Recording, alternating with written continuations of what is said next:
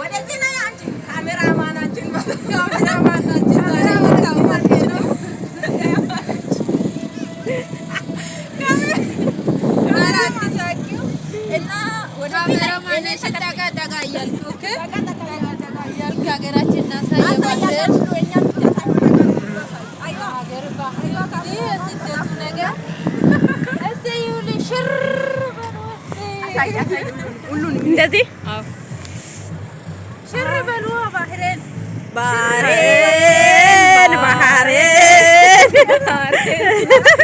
ወደዛ ሳይሆን ባህሬን አንቺ ይለቅሽ